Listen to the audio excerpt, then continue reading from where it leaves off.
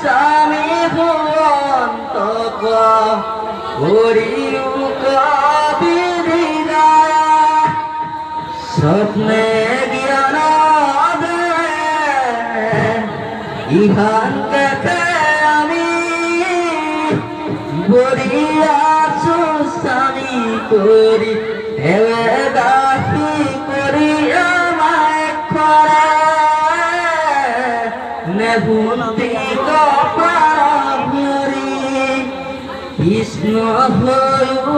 Swami Krishna